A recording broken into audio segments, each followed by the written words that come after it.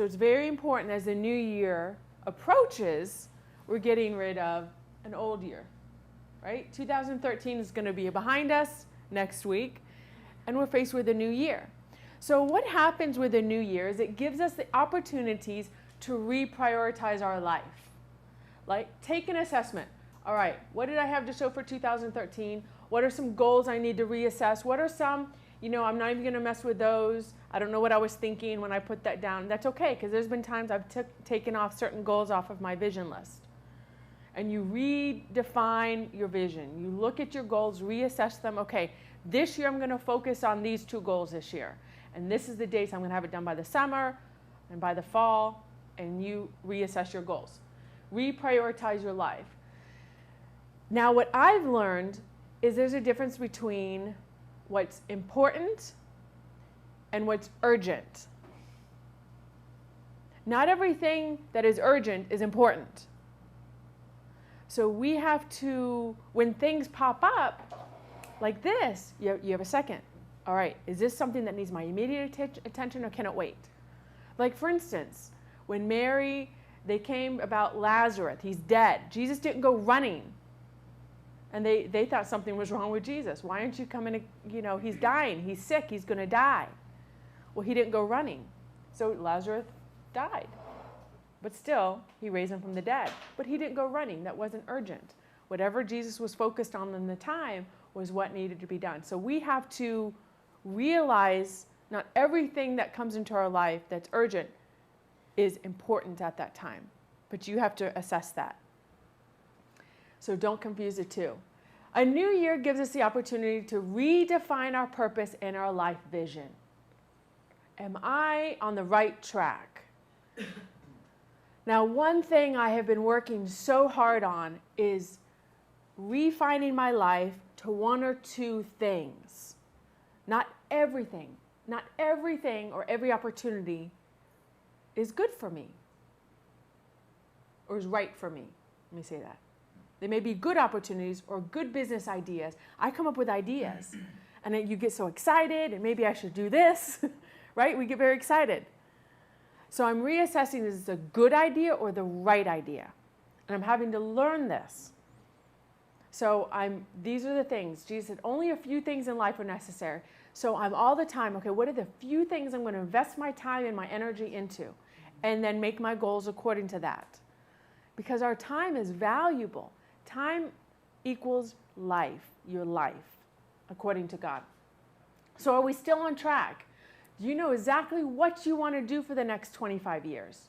Has it been refined?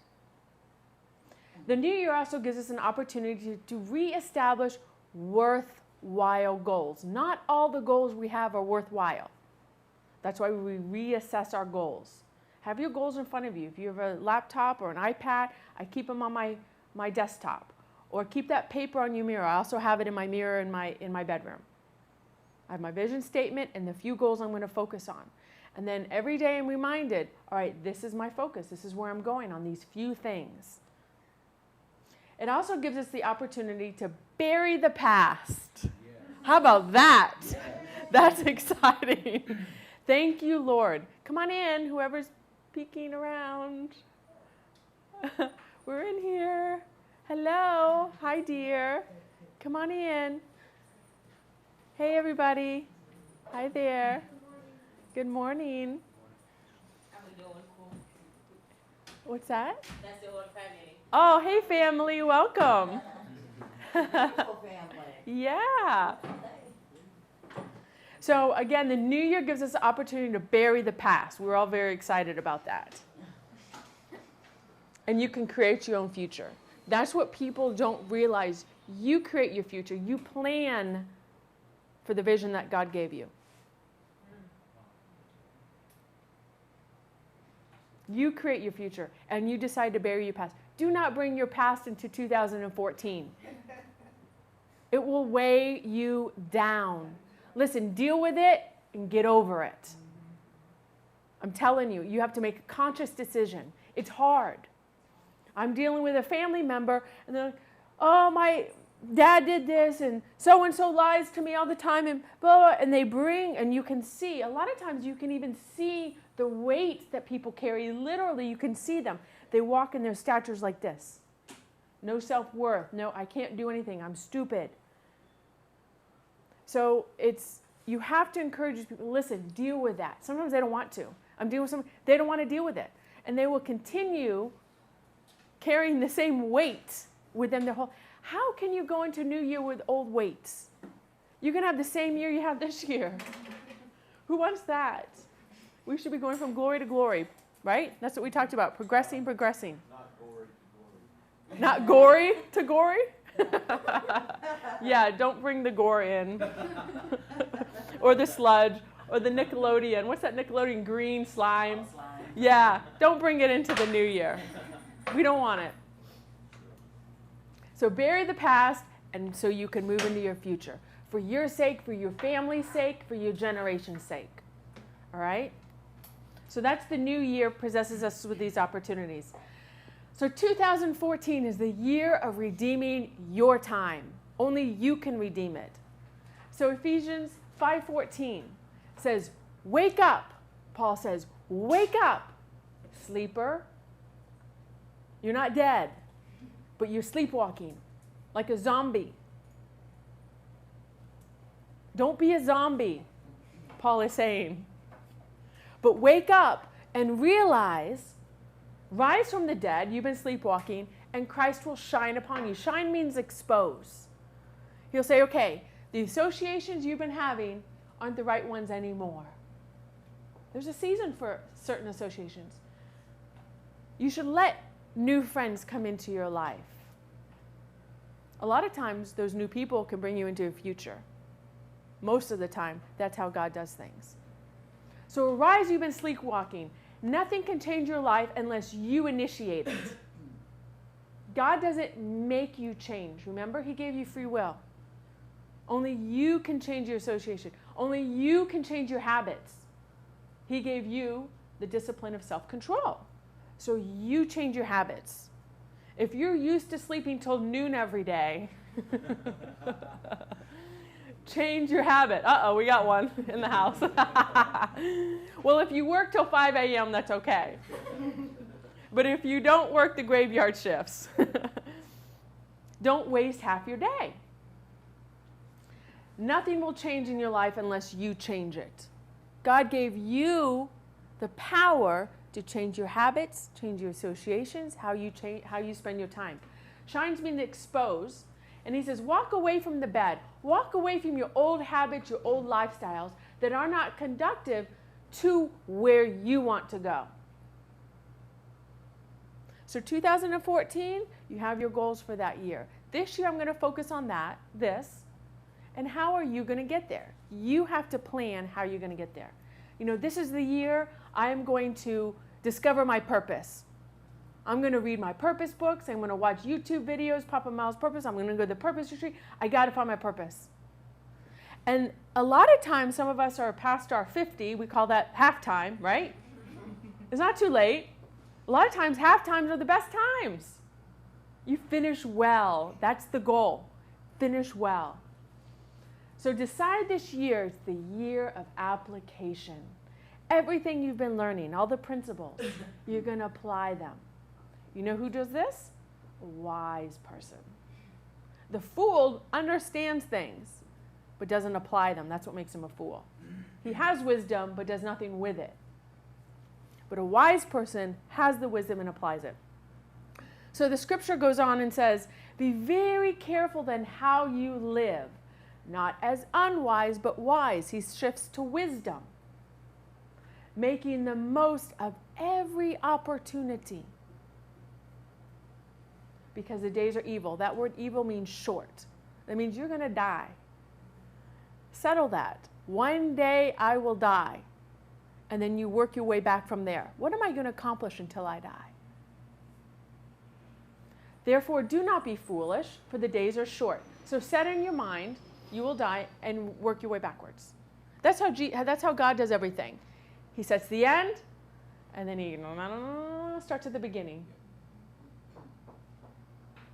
Alpha and Omega.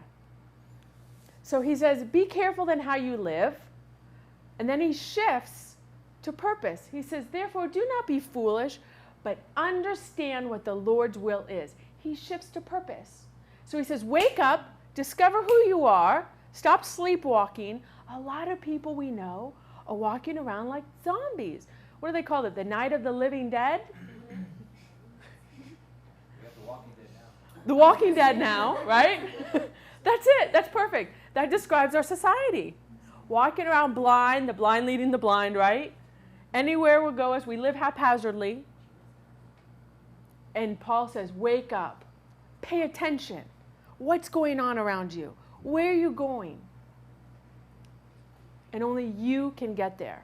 Remember, God doesn't force you to do anything. Understand what the Lord's will is. So don't waste your time. This is what our session is. Don't waste your resources. Don't waste your money. Because you're going somewhere. So Jesus left his family, and chose his friends. And I know some of you have had to do that. Let them go. They've chosen what they're going to believe. They've chosen their lot in life. And that's okay. Abraham, go. There's something I want to do, but you got to get out of here. Because I got to change your thinking. Remember, if you want to, how do they say, if you want to fly with the eagles, you got to leave the turkeys. You're going somewhere. You have to change your thinking. Remember last week? That's all we talked about was your thinking. That's our number one problem God has with us. Change your thinking. And I'm fascinated by other cultures because we think Americans have bad thinking and religious people even worse thinking, right? Well, then shift cultures. Then we got the Haitian thinking. I was thinking about that yesterday. That's all right. American has bad thinking too, so I'm not picking on Haitians. But when I go to Haiti and we're trying to build a basketball court, or we're trying to build a church, we're trying to get the Haitians to actually work and get it done and productive, be there at 9 a.m., bring all the concrete, bring all the tools. You know, that's a task to get anything done down there. Is it not? Okay. And I'm like, man, how do you go into a nation and change everybody's thinking? Because all these little babies are born, raised in the same thinking their parents have, and it's a continual cycle. Well, America, we have the same problem. All right? Jesus had the same problem in the nation of Israel. Same thing in Cuba. Thank you. It's the same thing everywhere.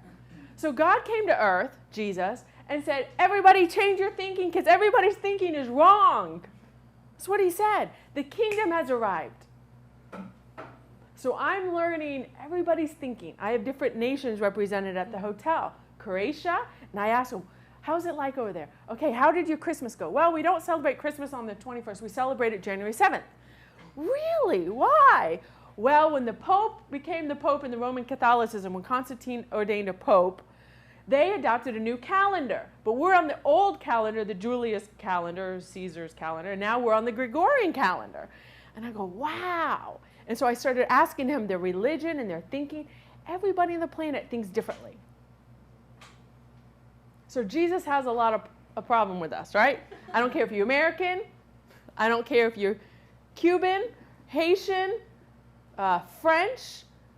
You have wrong thinking. Your friends have wrong thinking. Our family members have wrong thinking. We have wrong thinking. We got to change and work on that. If I can focus on that. If you want to change your year next year, change your thinking. All right, bad habits. I got to change my habits. I got to change my associations because they're not going anywhere. So you need wisdom. You have the knowledge now. Now you apply it. All we do is teach wisdom, the principles of God. You can't get any better than that. You just can't. So now it's the year of applying what we're learning. And that makes you a wise man.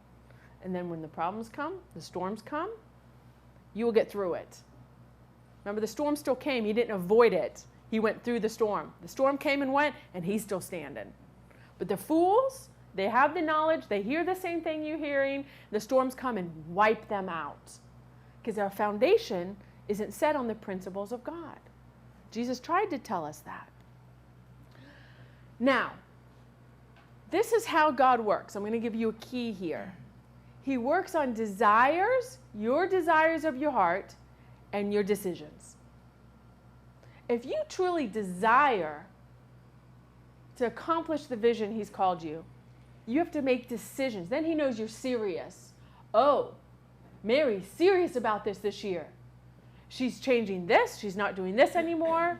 She's being more serious about her time. Okay, she's serious. You know, in the Jewish culture, the father and the mother don't give their little child anything unless they ask at least 3 times. You know how children are. Mommy, I want this. They want My Little Pony today. Well, tomorrow we want an iPod. And then the next day, oh, now I want this, right? The kids always changing their mind what they want. That's the same thing with us. Well, today I'm excited. I want to be a drummer.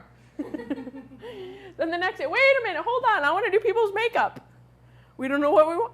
So then when he says, okay, when you are serious and you know the vision I have for you, you know your purpose why you're born, and you make decisions and your desires. Your desire is passionate, dedicated, and committed until you get it.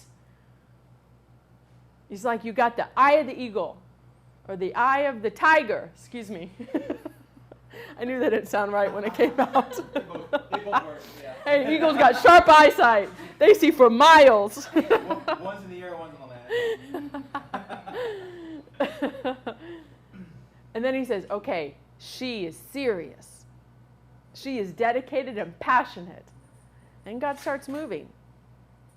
But he doesn't do it, oh, today I want to do this. Oh, imagine if God answered every whim we had. It would be a mess.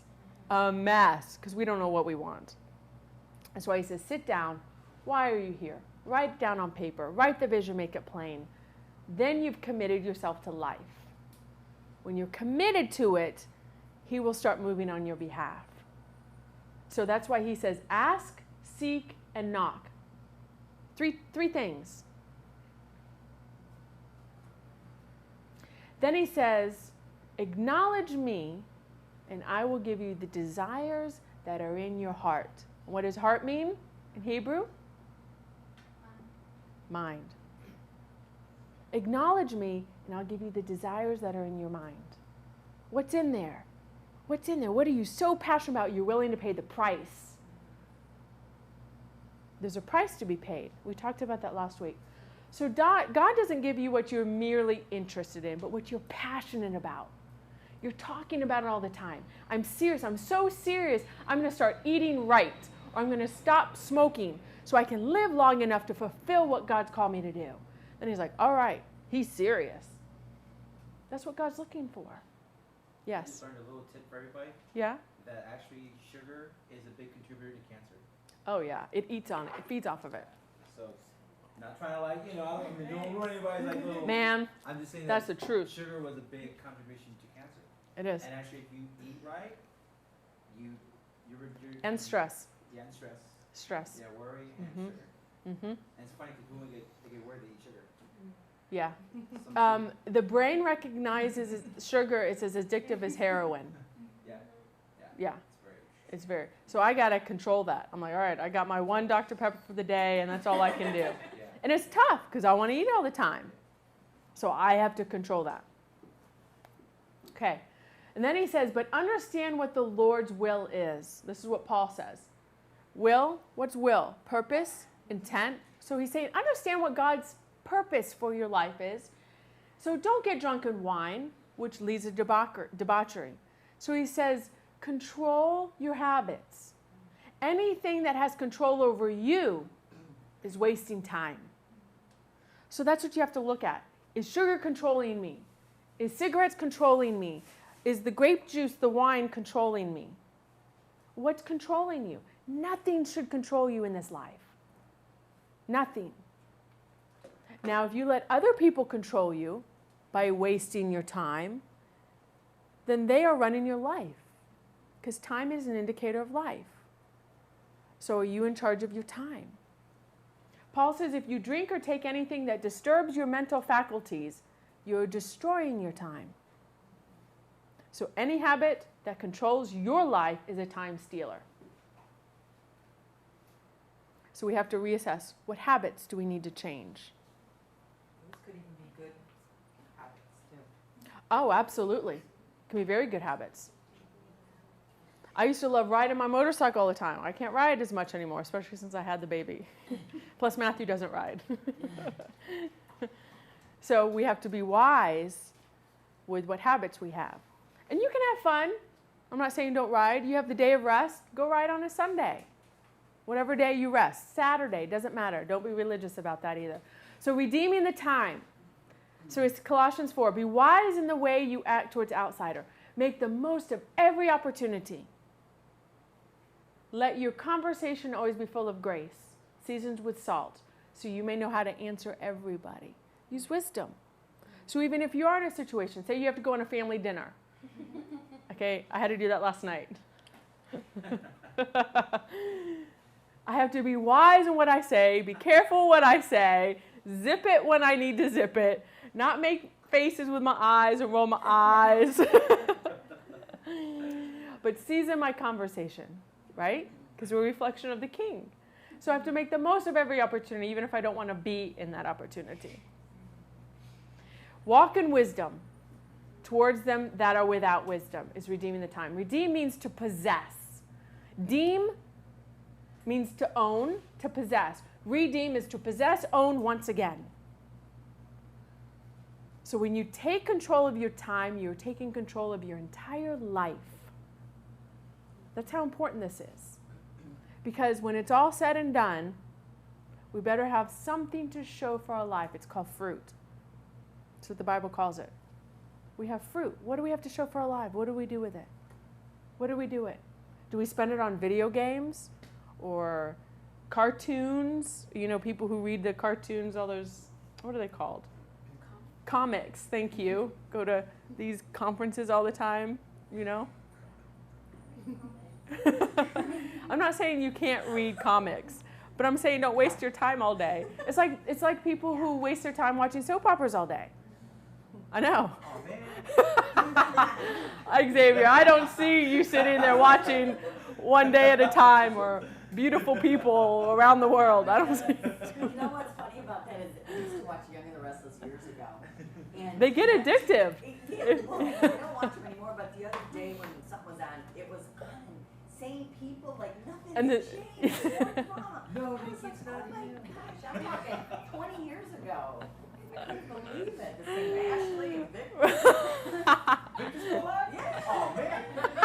Hey, listen, I named my daughter Ashley Lauren because of the damn show, because of the show. Wow, you named them? Because I loved Ashley. Oh my goodness. Wow, that's something else. I know. I don't watch it anymore. That's good. You changed your old habit. Good for you. I Dawn? just hear people talking, like at work or whatever, and then I'm like, who are you talking about? And it's those people. Wow. Like it's, like that's real. Like it's real life. That's crazy. Dawn had something. You know, I understand what you're saying as it relates to not being controlled by something else. We live in a... Yeah, pass Dawn the mic because these people that are watching and stuff, you need to turn the camera around too. Go ahead.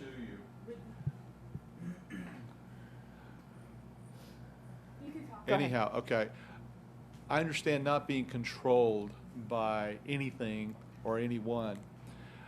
My question goes to, part of our lives in this world is entertainment. And, there's work, there's a time to work, there's a time to play, there's seasons for everything. The question goes to, when you talked about just a moment ago about the comics, I just kind of, it was interesting. I mean, I thought, and going to seminars and things like that, I'm thinking, but there are people who are entertained by that. They maybe go to seminars like we go to seminars for self-help. That's a good thing. But my question is that, again, not being controlled, but is it the kind of thing that we're always concerned about every moment in the sense of, I do believe we have to redeem the time, as you said, to get things done, that kind of thing. But it's just kind of a nebulous thing where, because we do live in a world that has many societies, different cultures, different whatever, how do we communicate that in such a way that it doesn't seem restrictive, but yet expressive? People can go to they can look at comics and go to the seminar and not feeling guilty. You understand what I'm saying? So that's my question. Yeah, it's okay to take vacations. It's okay to have family time and family holidays and have a good time. I went to a family holiday party dinner last night. Not what I wanted to do, but I had to be there. But there's a point where you don't let these things control you, but yeah, you can enjoy them. But don't waste your time. It's a matter of wasting time. Like, I know people will go home after work and play video games till 3 a.m. Now, if you enjoy video games, okay, say, hey, I'm going to spend a half hour, like with our kids, because I know we had some people dealing with their kids. They want to play, he's 14, he wants to play video games all the time. Say 1 hour a day you can play your video games. So you get to enjoy the video games, right, but not expendedly all night you're wasting your time on them. But I guess that's what part of my question is that some of those people that do that, they go on to design video games.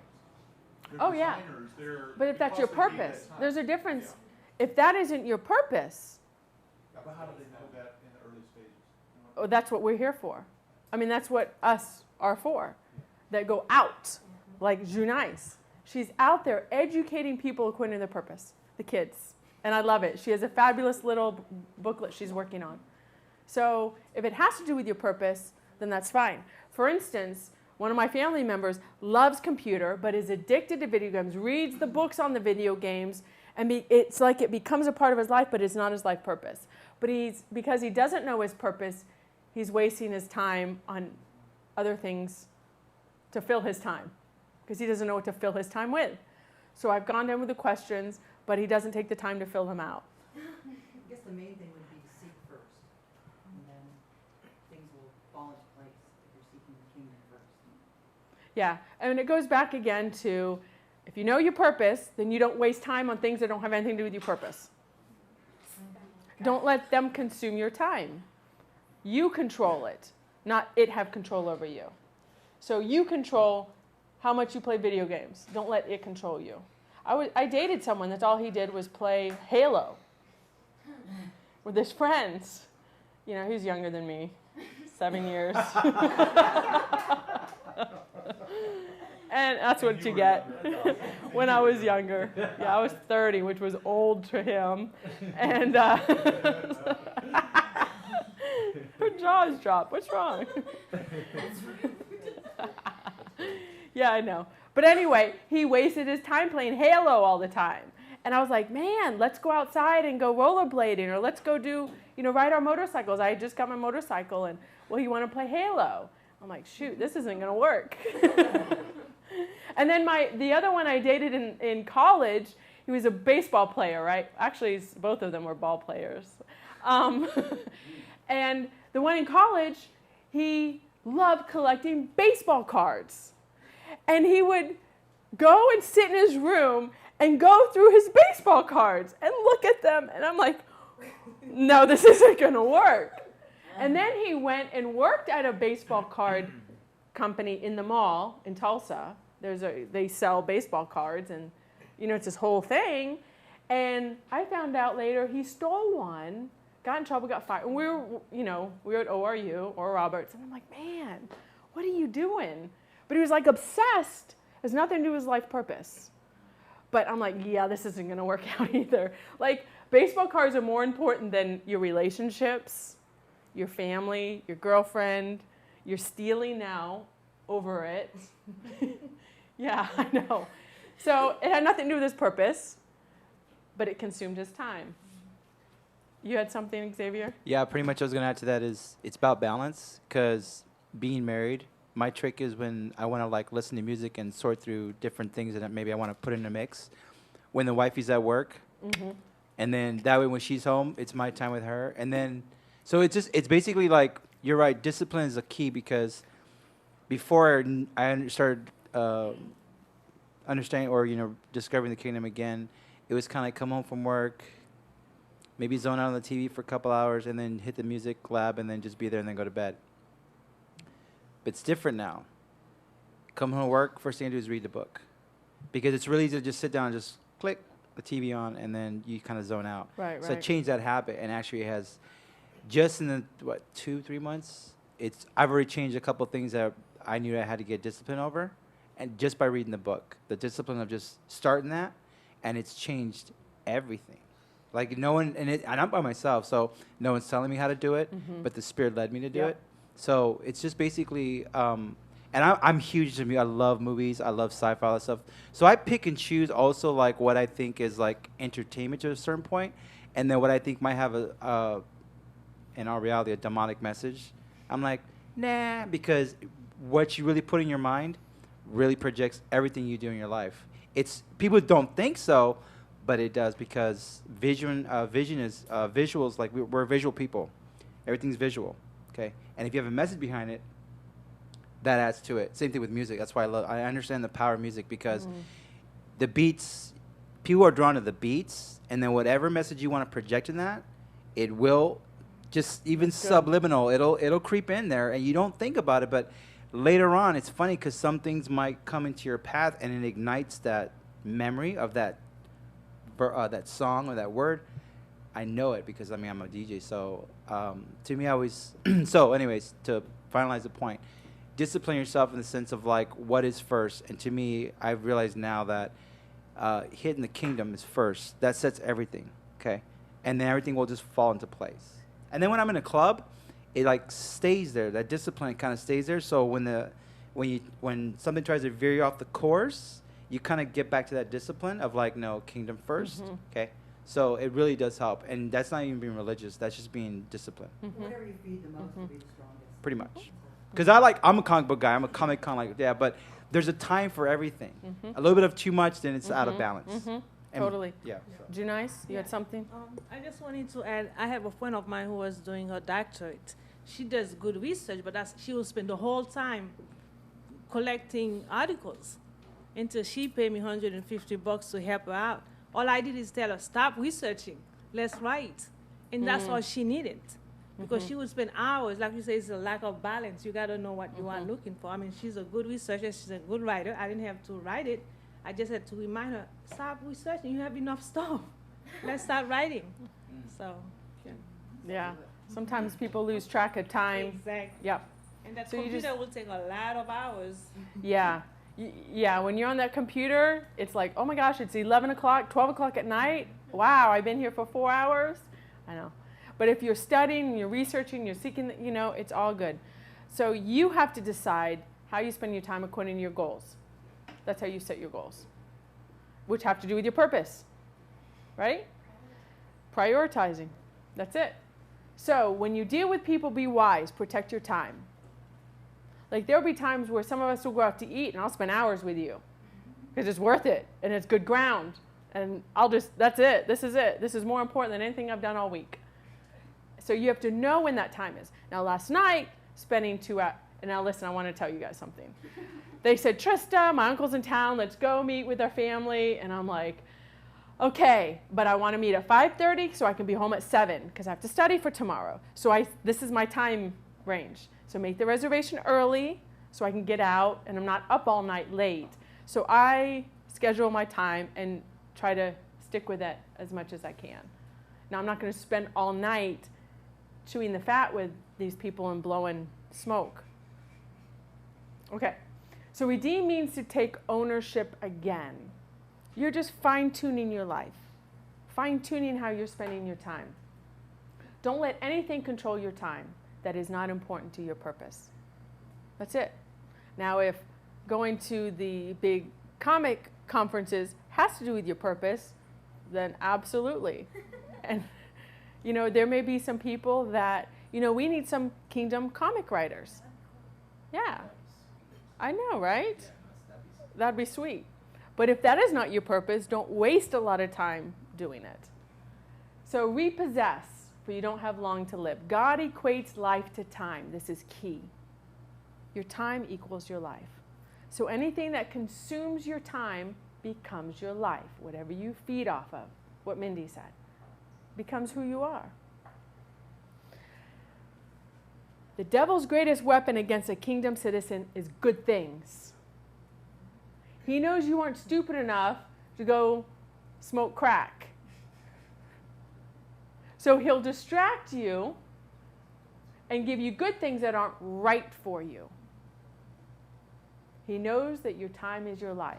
So preoccupation is dangerous. That's why I put my motorcycle up. I love riding my Honda, all right? It's got 1,300 horsepower. I love it, all right? I like that control, that power, okay? We all know now, all right? The secret's out. I have a bike. You ride a sports bike? No, Oh. but I've always liked Ducatis too. But anyway, that was back in the day, my bachelorette days. There was a season for that, all right? Those are good times. But I don't preoccupy. It has nothing to do with my purpose. But if I want to ride, we got the Mavericks now. We go out four-wheeling. You know, Matthew will go out every now and then. It's no big deal. We'll watch a movie every now and then. I don't like sci-fis. I don't know how you can watch them. But some people love sci-fis. I like to laugh. I like, you know, so I like Seinfeld. I just want to laugh. I just want to be happy. And so everyone has their different thing. So even there's good movies out there, and enjoy them with your family. Absolutely. But don't spend watching 3 movies in a row and you're up all night and you can't wake up the next day. So the secret to protecting your time is knowing your purpose. That's what it all comes down to. What is your purpose? Then you'll know how to spend your time and you won't waste it. So some of the opportunities coming your way are dressed up demons. And they look good. Robert, if you're watching, they look good. They smile. You know, don't trust a girl with, you know what, and a big smile. Belle Biv DeVoe said that. There's wisdom in that. So, the devil isn't trying to kill you. He's trying to kill your time. That's it. It's all he can do. So you waste your time. So you don't fulfill the purpose God has called you for. Because why? That will advance the kingdom. Then other people will learn about the kingdom. Because that's what everyone's purpose is. In your unique way, how are people learning the kingdom? By massage. That's awesome. Man, you're going to share at the end, right? You thought I forgot. So he wants to kill your time. Because that's an indicator of your life. So he doesn't have to kill you for you not to fulfill God's purpose. He just wants you to kill your time. That's his strategy. So you guys know. King Saul disobeyed by worshiping God. Worshiping is a great thing, but it wasn't the right thing at the time. There's a time to worship. But Saul disobeyed at that season. You know, he sent the prophet. You guys know the story, right? He pillaged the land. And then God said, kill everything and everybody. All the sheep, all the cows, all the people, the children, kill everybody. The enemies. They're the enemies of God. And Saul said, keep the best little lambs and the best sheep there are. And we're going to sacrifice them, offer them to God. That's how you worship God back then. Sacrifice is worship, okay? That's how you did it back then. And then Samuel the prophet came and he says, Saul, did you obey God? Oh, yes, I did everything he said. Why do I hear sheep back behind the tent bleating? What's that noise? His kingdom was taken away from him because he did not obey God. But he was still wearing the crown. So how many people are still in their positions, doing things for God, and are fired and don't even know it? And the anointing's gone. So it is more important to obey God than to worship him. That is worship when you obey. That's your life. Your life should be a worship to God.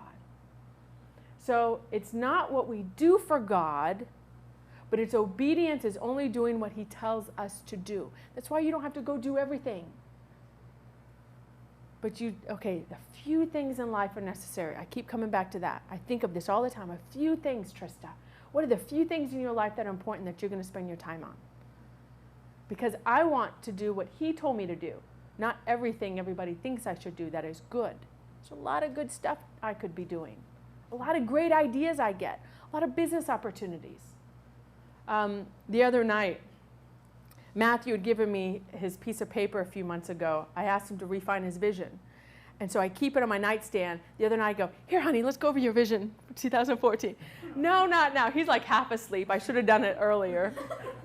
But I have to get the baby to bed, all this stuff. By the time I get Matthew's out, okay?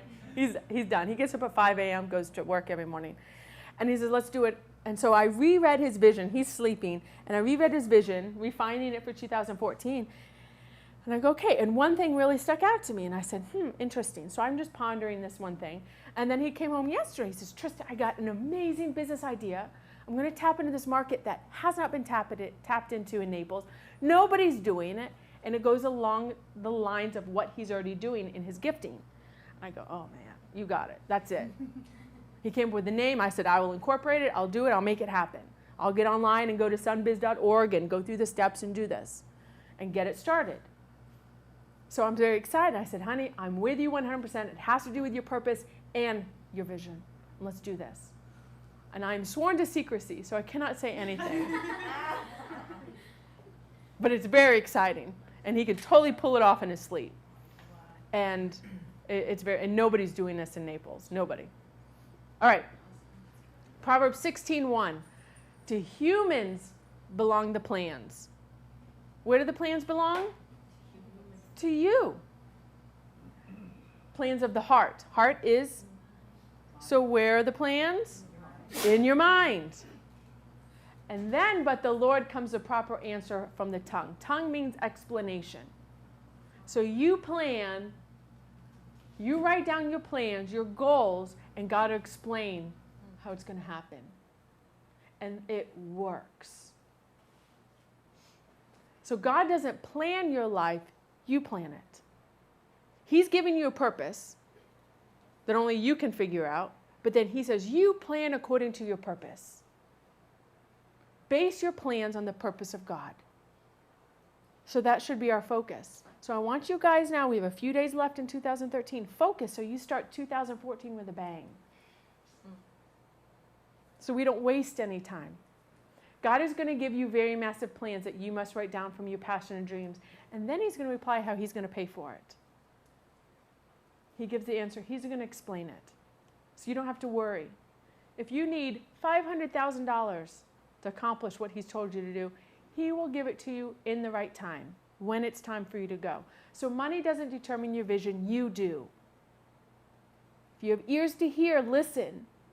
Your money, your bank account, your husband's bank account, your wife's bank, do not determine your vision.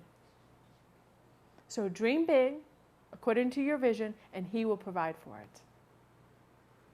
Commit to the Lord whatever you do, and your plans will succeed. So he's looking for commitment. Not just a whim. Oh, I feel like doing this. Or maybe I'll do this, I'll try this. The Lord works out everything to his own end. Now I want you to hear me with this. Everything you've been through in your life, all the mistakes we've made, he will use them all out to his end. He says, give me everything you've got, and I will use it for the good. So don't think it's, oh man, I made this. You guys, I've made plenty of mistakes. I mean, doozies. And he will use all of that towards his purpose. He's good. He's God. He's good like that. He's so creative. So don't think God can't use me because I did this. No, give him that. But don't bring it with you, right? Don't carry it with you. He will use what you lost to be a source of gain. He will use it as a deficit, your deficits as an asset. All right. In his heart, humans plan their course, but the Lord establishes a step. So where are the plans? Yep. Heart in Hebrew is mind. The plans are in your mind. God is in charge of your steps. Thank you, Lord, they're steps and not big, huge leaps over the valleys and the gullies and the big caverns. Steps. Let him lead your steps. But you got to give him something to work with. That means you're committed. I write them down. Lord, these are the plans. This is the purpose I feel you've called me to do. Here's how I'm going to do it. And then commit it to him. When I wrote out my life goals, I had to write a commitment statement to it. God, this is what you born me to do. This is why I'm here, and we will accomplish this together. You need him as a partner. Trust me. So can I ask, like with your purpose when you're married, does he give you a different purpose than your husband, and then one together, or it all works together? What does that look like? Well, we talked about this, I think it was about 2-3 weeks ago, because you were born with a different purpose than Dawn. Mm-hmm. And you can choose whoever you want to marry. God doesn't create a spouse for you and this is God's perfect spouse for me. It doesn't exist. You decide who you want to marry. So your purpose, some people won't even get married. So what happens with them? You know, those that stay single.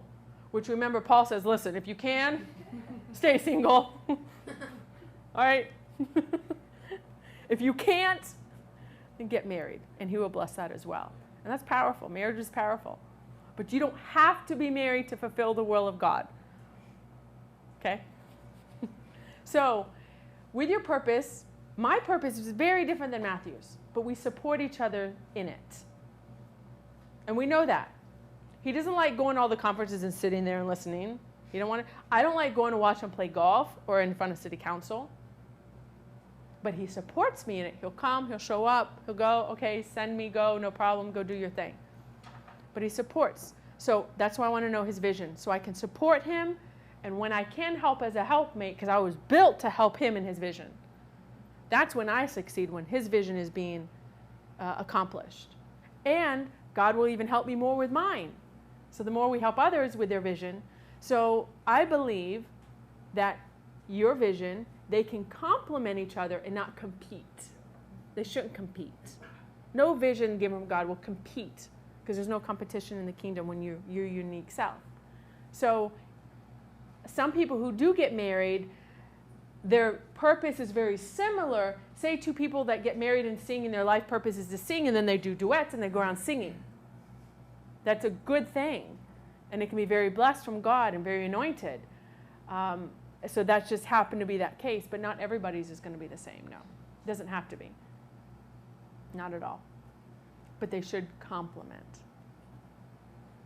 So, God is in charge of your steps. He will show you your destiny, the vision, the end, but never show you the plan or the process. Your job is to plan and take you through the process. Remember, the process is more important than the end, because it builds character and patience.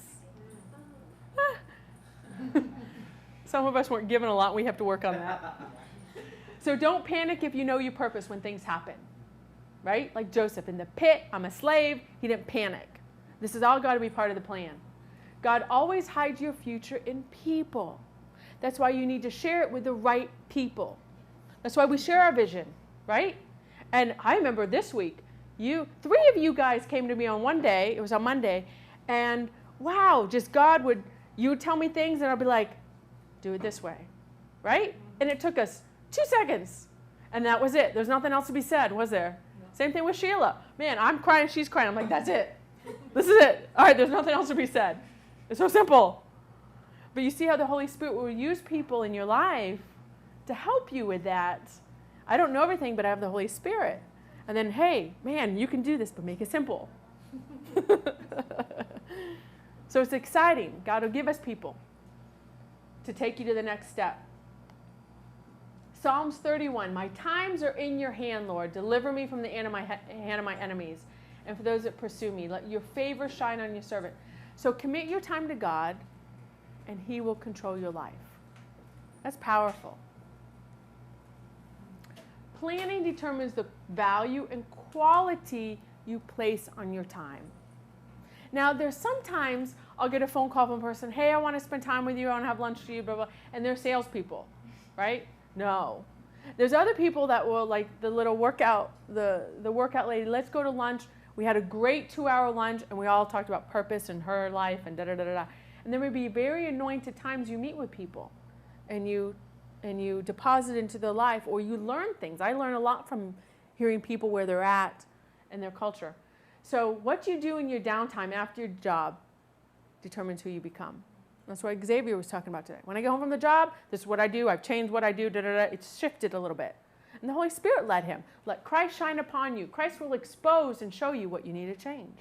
What habits All right, we're not going to go into a lot of this. That's a whole nother session. But you are a sum total of how you use your time. I'm a product of how I use my time. You control your time during your downtime. Listen, when Matthew comes home, he doesn't want to hear Pastor Miles preaching on my computer. So I have to do it when he's not around. Or when he's asleep, I put my little headphones in. But I have to be respectful of our family time. All right, when my son's around and we're playing and it's family time, I have to put my iPhone down, I have to put my computer off, I have to all this stuff off. It's a balance. I have to find it. But I'm very protective of my time. You become what you exchange your time for. How you spend your time creates you. It's a reflection of who you are. You become that. So decide today to never again abuse time. You can't abuse it. And that's the one thing you can never get back. You can never get this year back. Ever. All right, I had to put this on. Like a city whose walls are broken down is a man who lacks self-control. All the enemies come in, pillage your life.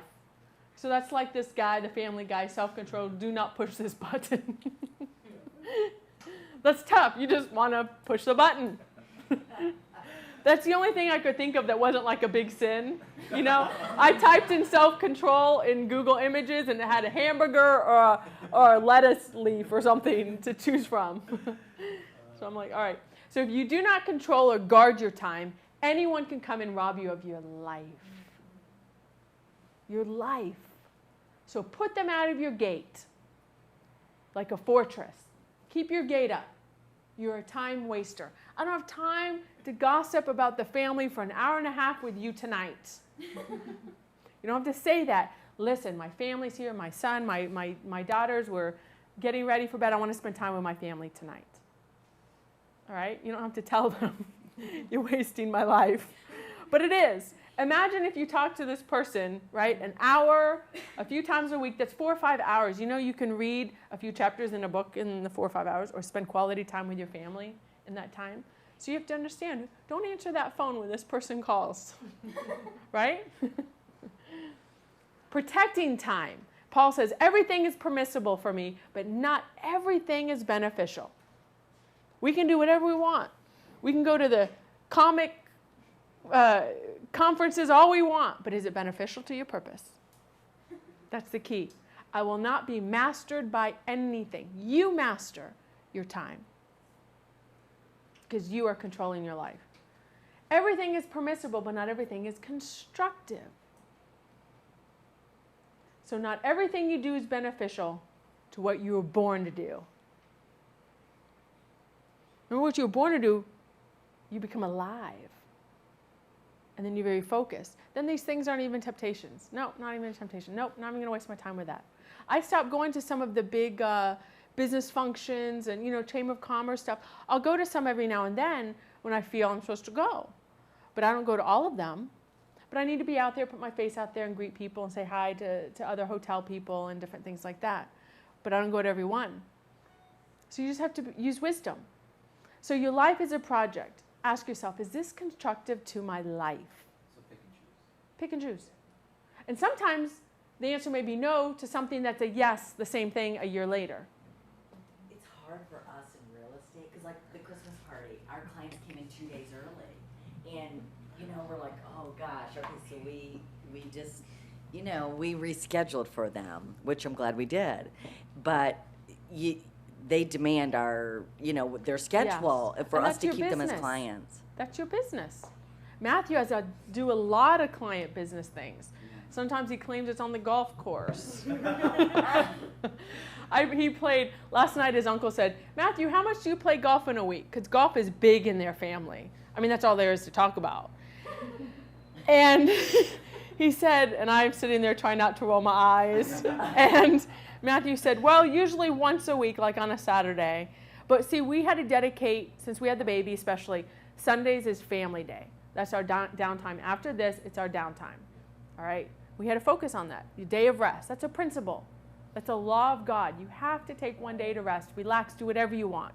So I don't get crazy and studying, and I'm not doing all this stuff. I'm spending time with my family, focused. And so he said, well, I actually played golf twice this week, but one of them was for business. And his uncle just kind of looked at me, and I go, yeah, I know.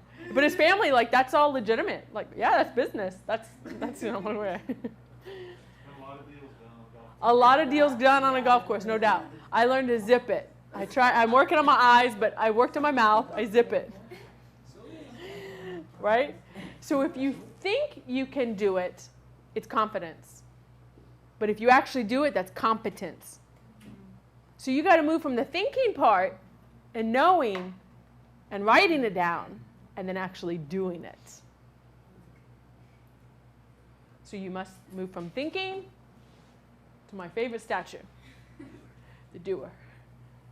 And that is doing only if you know who you are, because it's becoming yourself. So I'm not saying the doer as in just keeping busy and active and just like the rocking horse all the time. It's being proactive in your purpose. That's the doer is to me. If anyone wants to get me a housewarming gift next year, the doer statue. Just give me a rock, chisel in it, the doer, and that's it. This is a rare quality. Not making a plan is a plan. Got it? Doing nothing is planning to do nothing. Let that sink in. Doing nothing is making a plan to do nothing. Now listen, I don't understand it, but there's plenty of people, and I've been asking God, I've been talking to God about this all week. I'm like, why are some people have no drive? They're not motivated to do anything at all. Because I have a family member, there's some other people we know, there's just no drive. There's no nothing. No drive to get out of bed. I don't want to go to work. I don't want to do it. I don't want to do it. No drive. I was talking to my dad about it. He goes, yeah, I know. Some people don't even have drive to chase girls. He says, I can't help them. They have no drive. They won't even chase girls. All right, Dad, I'm not going to talk to you about this anymore. I was trying to have him help me. So why do some people have no drive? What is this? I don't know. I'm going to figure this out. I don't know. You did? What changed that? I found the kingdom. That's it. I forced myself to get out of bed, and I decided enough was enough. So you came to a point. Yeah. So what made you come to that point? What was that point? What was that turning point? Just when you found the kingdom? I kind of went looking for it because I knew I wanted to find something, right? It's like they said that you have to, because when you don't want to hear something, you're not going to listen. You're not going to hear anything. So I got up one morning and I realized that I am 24 years old, sitting in my bed, and I didn't want to work and I didn't want to do anything because I just hated every aspect of my life. And I made it that way. And I came to the conclusion that I chose to be in that spot, and I was letting excuses and making up excuses. For absolutely everything in my life, I made an excuse. Everything. My parents used to tell me all the time, you have an excuse for everything. Every teacher I ever had, they all said the exact same thing. Until I was like, you know what? Enough. And it's been like four months since I decided to make a change, and it's been so drastic and so quick. And some people don't see it because they think that, no, I had to work towards what other people already have on a day-to-day basis. I have to get to that point before I can go on pursuing what I now know that I really want to do. So, yeah, I was that person. 4 years of pure depression, in a bed. My parents can contest to this. I lived at home, depressed. So a key thing you said was, I hated every aspect of my life. But I made it that way. But you made it that way. So how have you changed not hating your life, if I may say that? How have I changed? What changed that? Do you hate your life still? No. Okay. How did that change? What changed that? I found God, the kingdom. I went looking for something, for my answers. I made the decision to look at that silver lining, you know? So you made the decision. So that has to do with your thinking. Yeah, exactly. So I just decided, I'm like, okay, it's enough. that is enough. I'm only hurting myself. And I think a big one was that I turned 24.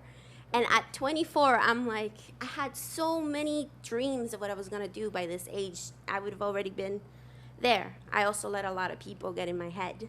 And I was talking to Gary, and he's like, they are not the word of God. You don't listen to humans. So that really stuck with me. And I'm like, okay, yeah, it's how it is. But you make your decisions. It really is. I was miserable, and I made those decisions. I let other people sort of help me get there, but I gave them power. And I don't want to give anyone power anymore. It's how it is. That's good. So you started changing your thinking, and the power. Did you have to change who you were listening to? A lot of it. Yeah. But you're your own worst enemy, and sometimes you're the one that's thinking all the bad stuff. So I had to stop myself, listening to myself at times. I was just, yeah. That's good. Your own worst enemy. That's good. I was reading a book the other day, short little book. Pass that back. Quite possibly you're familiar with the book As a Man Thinketh. Fabulous little book. And it really spoke to my heart about even myself, you know, that, of course, that's who it needs to speak to. I was reading it for me. But I was thinking about how that I need to change my thinking in some areas of my life. Nobody can do that for me. I can only do it. And you use the word decision. And I remember Kenneth Copeland saying he used to coined a word quality decision. It's not just making a decision, but it's the quality. It's the what will you do with this, and how will you let it affect your life. And I think you just basically got tired of where you were. And when you've had enough, you've had enough. It's just you got to change. You got to change the thinking. And I think that helped me because I can't help anyone who doesn't want help. And you said you wouldn't listen to anybody, and you had excuses for everything, which is the same thing I'm trying to figure out with this person. And you want to help them so bad because they're depressed. Same thing you said. So I'm hearing all the same key words, but you weren't ready to change. And then you got to the point, and for you it was 24, and I expected more out of my life, and it wasn't happening, so you changed. So you were ready for it. Yeah. And some people, it's just a matter of time. And some of that may be our spouses. You know, what's wrong with you? You're going nowhere with life. What's wrong with you? You know? So it can be frustrating, but when they're ready, if they come to that point, like you did, that's key. You can't make anyone do anything. Cannot. And that's frustrating. Some people think they already know everything too. Lots of That's people true. get placed. They're I like, think that, I heard that. yep. What can you tell me that I don't know? Yeah. And I don't know why it is, but people, it's funny, the person I'm dealing with is your age. And I'm like, what is it with the early 20s? They think they know it all. I remember I had the same problem. Right? Your parents call you know-it-all. Yeah, I had that too. And then the older you get, the more you know, the less you know. And that's why we're disciples, we're students, always learning, never stop learning. Because if you get to the point where you think you know it all, you're not even God himself can help you. Because you won't even listen to him. Because I already know it all. You stop learning, you stop growing. That's it. You stop learning, you stop growing. So always, always continue to learn. Here's another scripture I threw in. The future is for a future time. Oh, I'm sorry. The vision is for a future time. It describes the end. And it will be fulfilled. That is a promise. If it seems slow in coming, wait patiently. It's one thing to wait, but then he says, wait patiently. Oh, for it will surely take place. It will not be delayed. That's a promise. So faith in God includes faith in his timing. You know, God does not live in time. There is no time in eternity. He created time for us, for our sake. And I appreciate that so much. I remember, the last 6 months of 2012 were a horrible season for me. I could not wait till 2013. I've had the best 2013 because of all the challenges I had in 2012. But that was a season I had to go through.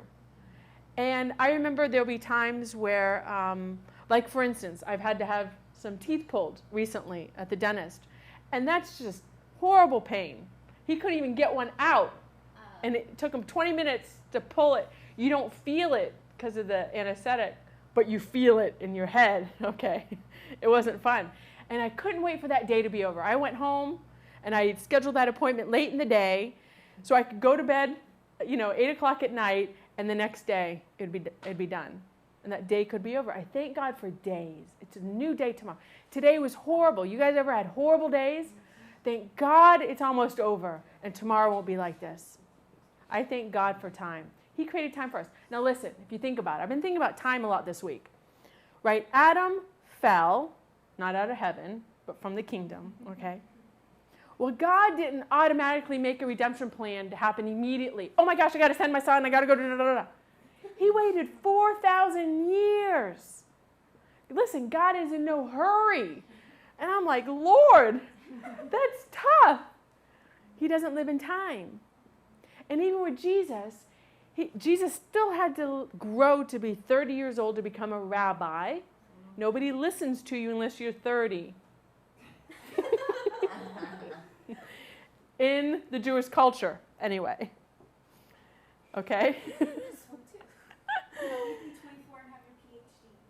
Yes. You can be 24 and have your PhD, absolutely. But in the Jewish community, you didn't have a right to be heard unless you were 30. That's all I'm saying. Yes, that's why Jesus had to that's when you can become a rabbi, a teacher.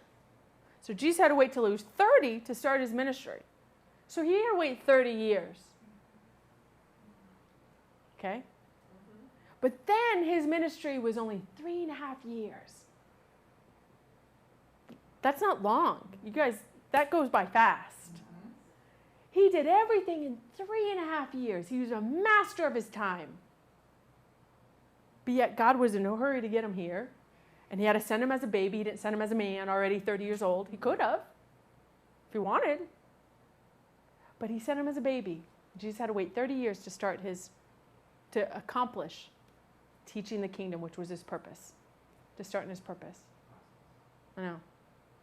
Something to think about. So, wait patiently. It will take place. That's a promise. It will be fulfilled. God guarantees it. But it's not in our timing. Our concept of timing is skewed. Because God doesn't exist in time. Remember, a day to him is like 7,000 years. There's the same delays or not denials. The men of Issachar, that was a tribe in Israel, they were the wisest men. I love this. They understood the times and they knew what to do. Timing is everything, and I'm going to prove this to you again.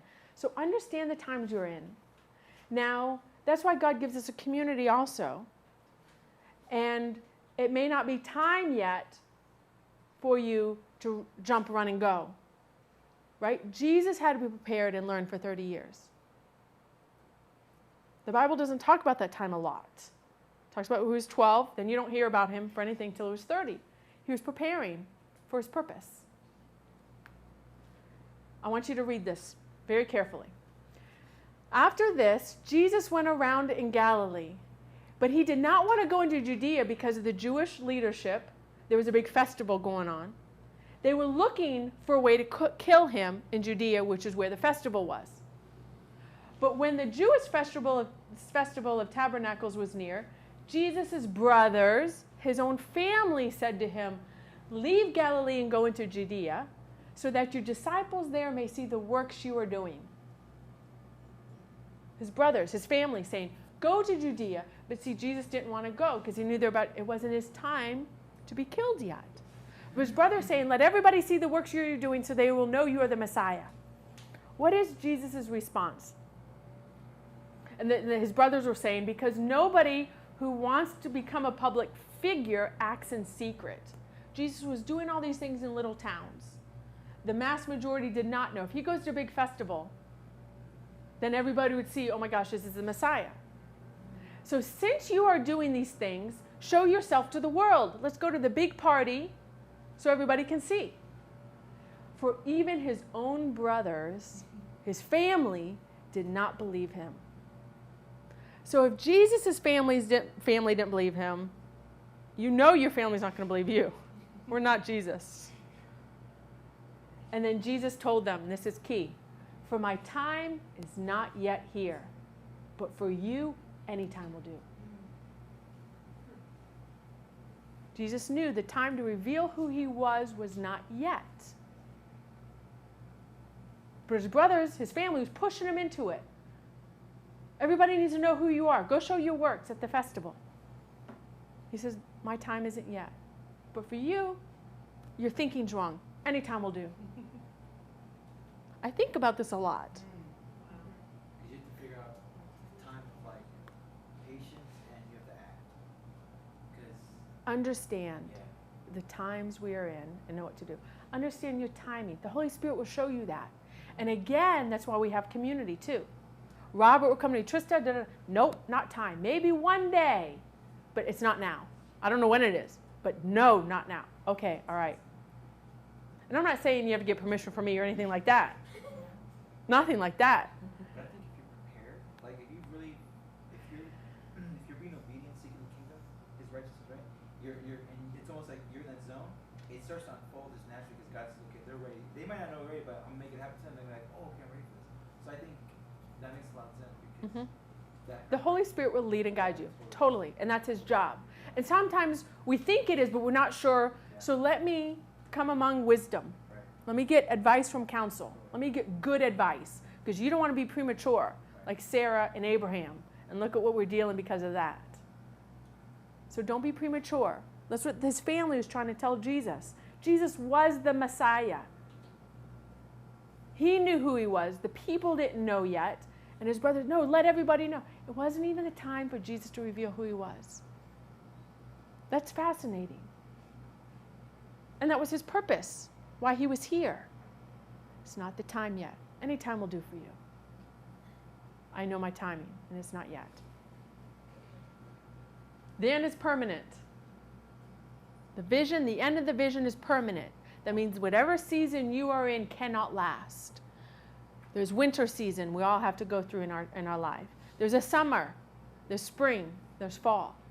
Everything ebb and flows in life. So take heart, the end will speak and it will not lie. So know the season you are in is not permanent. You will get through it. And it's a season. It's a step in the process. It's necessary for you to go through each season. We've all gone through tough seasons. Thank God for time. Thank God for a new year. Thank God for a new day. But the end will not lie. God promises that. So I put the end of the cartoon. I don't know why we're on cartoons today. That's God right there. That's Holy Spirit. That's all, folks. That's the Bugs Bunny. You didn't put the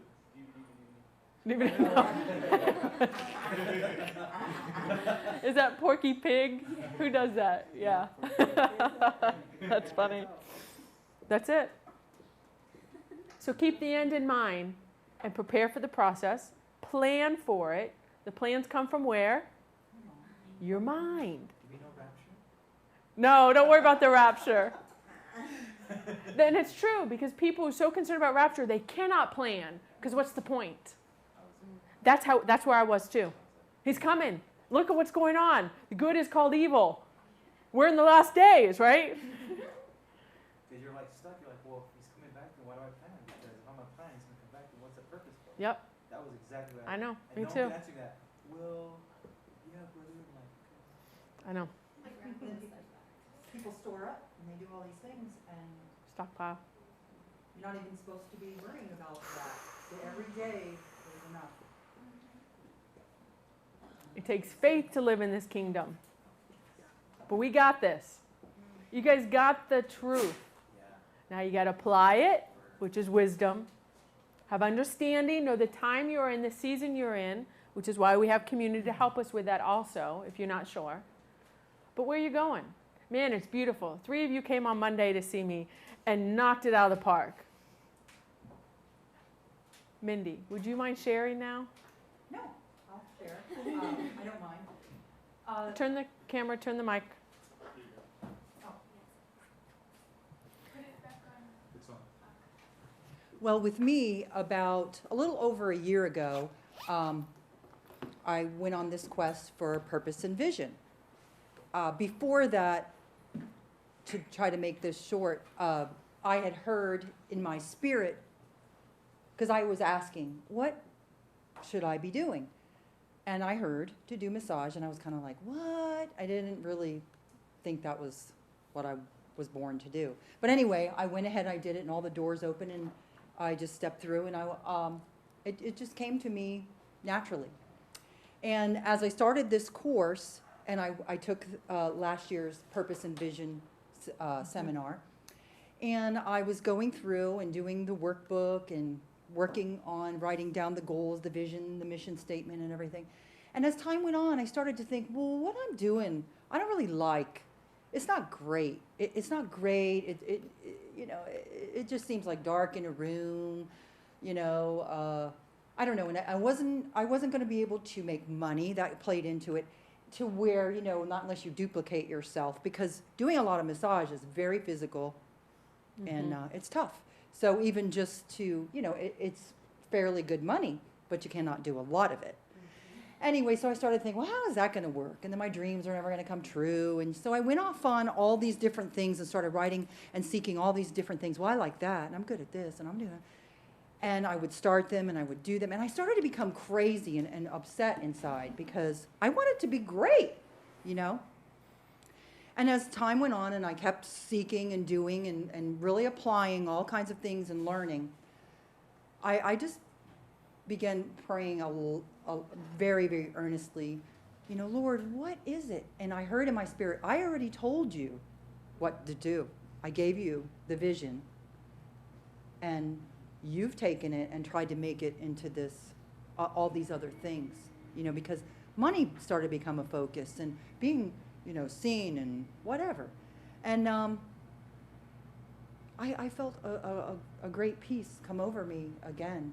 And that verse in Habakkuk really was, this is not the end. This is the beginning. Just keep doing what I told you to do. And the end, be patient and wait for it. Keep working towards it, making myself a better therapist, keep learning, and keep some goals there, and the vision of the future. Calm down. And I feel so much better. And I know that I'm in the right place. And it's all coming together. But I have to wait for it. I have to do what Jesus did. It's not the time yet to reveal the end. It's not the time. I'm still in the process. And I'm very thankful for this course and for that Purpose and Vision retreat. It was very good. Although it did drive me crazy. I thought, what am I doing? So Good. Now I'm waiting for the end and working towards that. That's awesome. Sometimes we think our idea, and why I really wanted Mindy to talk, was we think our purpose, especially in America, we live, where there's celebrities.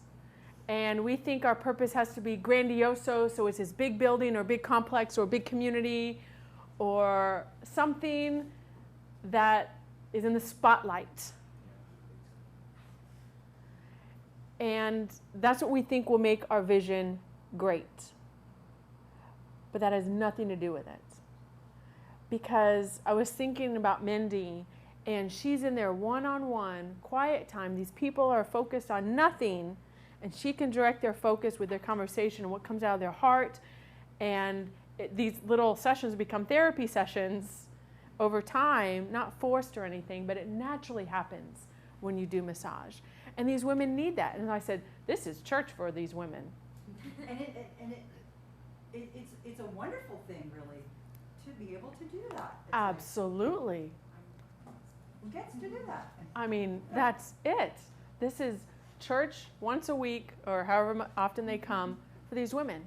And that's huge. You will probably be more impactful than you ever know in these people's lives. So I wanted Mindy to share, because we think we have to be in the spotlight. It has nothing to do with that. Nothing to do with that at all. So I remember, this takes me back to the parable where Jesus said, where he gives the talents, or the gifts and the abilities and your purpose, each one according to their ability. You could not get me to massage a person for an hour in a dark room and let them lead the conversation about whatever they want to talk about, and But she's been given that, the grace for that, the ability, the patience. She loves doing it. You said it comes naturally. I heard you say that word, naturally. That doesn't come naturally to me. Probably wouldn't come naturally to you, or you. I was built for it. Oh, you got it. You've got it. I hear you. That's why God gave you nice broad shoulders.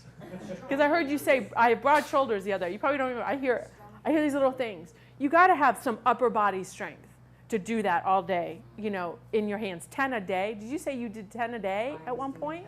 Especially if they're like a table. Right? All that stress, like a knot, like a big rock. I went and saw last week, she's like, you were like massaging a table. That explains enough. Yeah, I know. I know. And let me tell you something. Especially in 2012, I was a rock. The chiropractor couldn't adjust me because I was so tight. Everything was tight because of the stress with the baby and all that stuff that season. And I was a rock. They had to work, and they had to work on me before I could go into the chiropractor. Because they would do an adjustment, and I'll go back because my muscles are so tight holding this in. Right? And I'm walking around like this, and I couldn't move, and then this is twisted, and I'm like, Igor like this, walking around like this. And so I don't go, they don't say that to me anymore. Because I have learned, because when you're driven, a type A personality, you have this stress, you feed off of it too. You always have to have action in your life, right? You're always doing something. What are we doing? And you're not breathing when you're doing that. Right. So I'm like, all right, only a few things in life are necessary. All right, Trista, you're type A. God made you that way for a reason, but still only a few things. And then I've simplified my life. I had to do that. I thought I wasn't accomplishing for God, like if I'm not doing stuff. Because women, we multitask. So we can do this in our sleep, right? We can do 6 things at once. It's a gift. That's why we're the ones that have the babies. So I've learned. Really? Oh yeah, trust me. Yes, all right, that's all right. Anyway, but that's okay. God made us a certain way. Men can't multitask that well. That's okay. They're very focused, which is a good thing. Because we need that too, women. We need that focus also is good. Anyway, what was my point? I can't even remember my point. Oh, I have chosen to live a less stressful life and only work on a few things. So then I don't have to be driven by, I got to go here, I got to go do this. All right, only a few things in life are necessary. I'm going to focus on You this. think religion might have done it to some people, but a lot of women. Religion does, yeah. Yes. They seem to be worried about everything. You're like, no, focus. And religion will keep you busy and preoccupied so you don't think something's got to be missing. So, God is good. All right, who's got the mic? All right, pray for us. I have to use the mic? Yes. No, you don't have to use a mic. Are you done?